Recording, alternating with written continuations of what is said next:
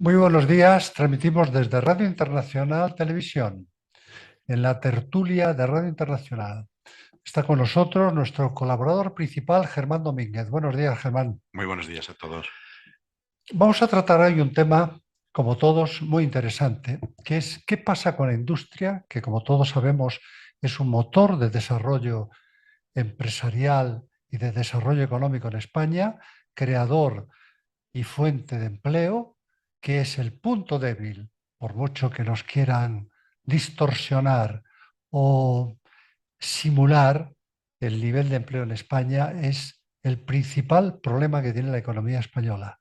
Estamos siempre en la cola del paro. Somos de la Unión Europea el país que más paro tiene.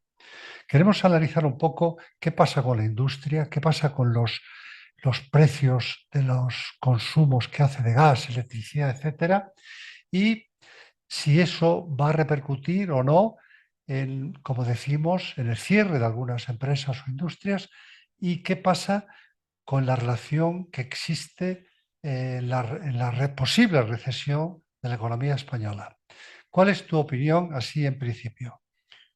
Pues hombre, bastante simple, ¿no? Independientemente de que el gobierno siga vendiendo que la economía está creciendo, que es lo que escuchamos todos los días de una manera robusta, es cierto que ellos están en su papel, ¿eh? Es decir, yo creo que una cosa que se hacen bien es tratar de transmitir optimismo, ¿eh? Esa es la primera cuestión que hay que decir en honor a la verdad, o tal como lo veo yo, ¿no?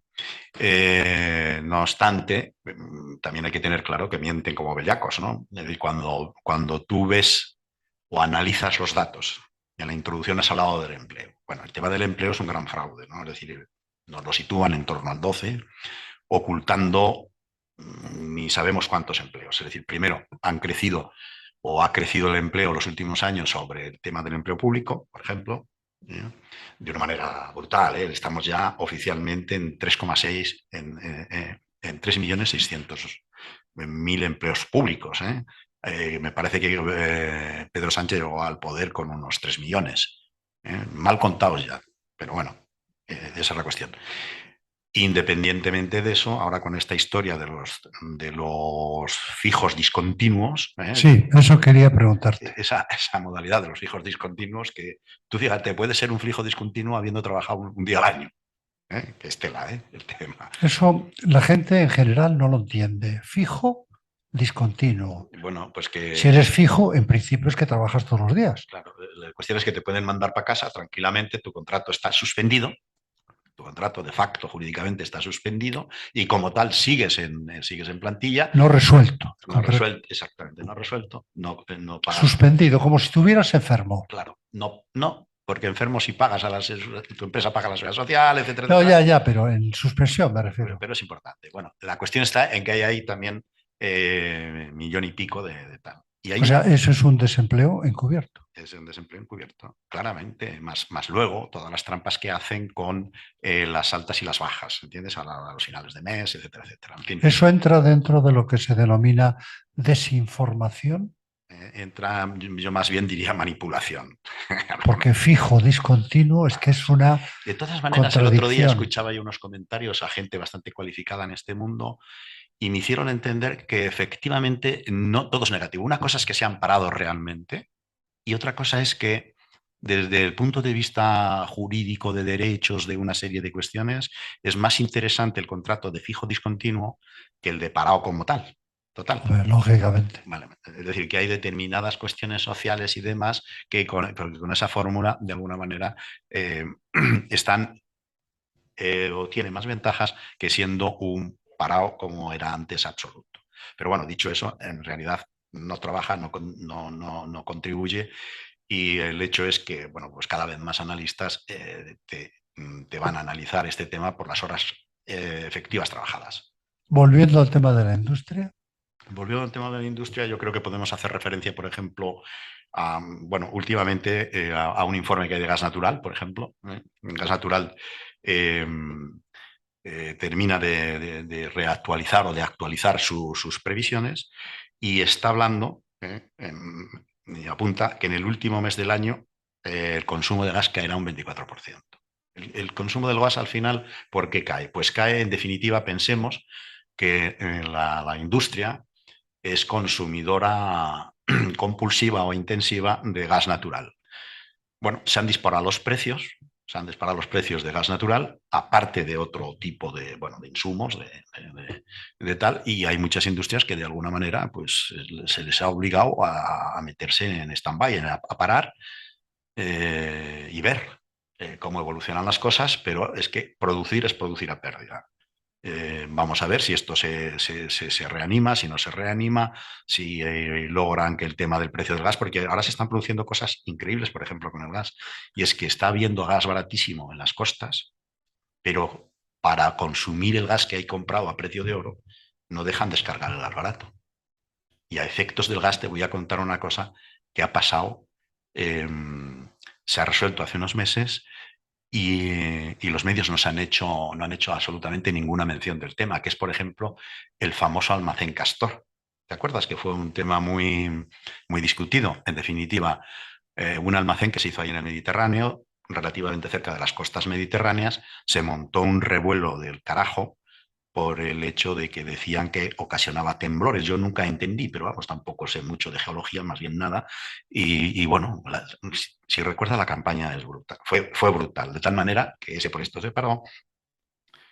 Y aunque estaba hecho por la industria privada, tenía de facto, por una fórmula o por otra, la garantía del Estado y al final el Estado es el que ha pagado los miles de millones que costó ese almazán por la paralización. Bueno, ¿sabes la resolución judicial?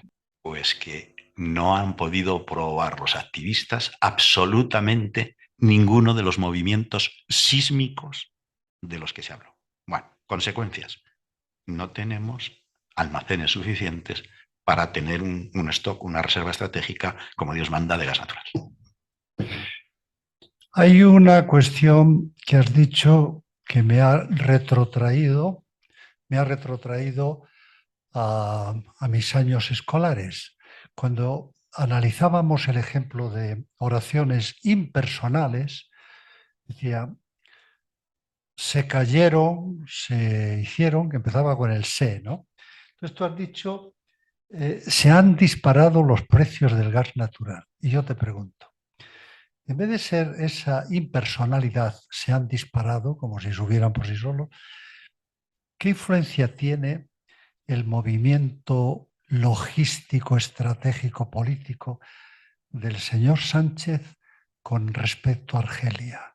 ¿Eso puede ser una causa del aumento? Evidentemente, esa es una de las causas fundamentales, porque teníamos contratos a precios cerrados con Argelia, que Argelia no ha roto, cuidado, no ha roto totalmente. Simplemente es que las renovaciones no se hacen a los mismos precios ni con los mismos flujos o las mismas cantidades que estaban previstas y que estaban contratadas a los vencimientos de los contratos. Esa es la historia. El por qué es un misterio muy difícil de entender. Yo el tema este marroquí del Sáhara no me termino de creer totalmente que sea un tema como el que están hablando del famoso teléfono o qué datos tenía el teléfono de la señora de Pedro Sánchez o del señor Pedro Sánchez y todo lo demás.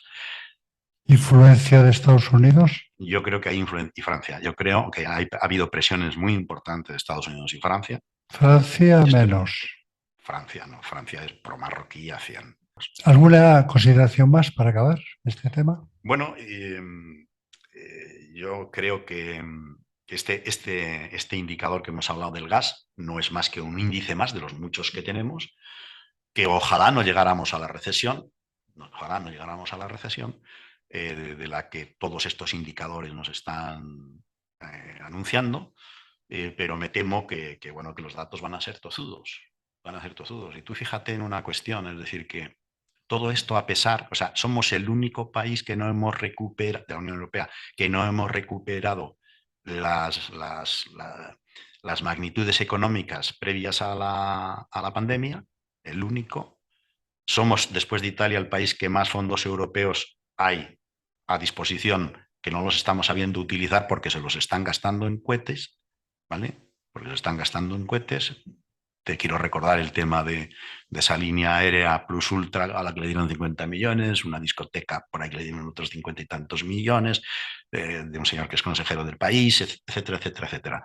Es decir, que sí que están gastando dineros de los fondos europeos, pero lo están gastando en cohetes. Entonces, a pesar de eso, a pesar de la compra masiva que ha habido de deuda, tú ten en cuenta que el Banco Central Europeo, al que ahora ataca en la persona del señor de Guindos, ataca a Sánchez, que es una cosa insólita por un informe que hace el Banco Central Europeo, que en definitiva, como dijo Guindos, yo creo que con buen criterio se trata de ayudar, es decir, oiga, no vayan por ahí y tomen esto en consideración, etcétera.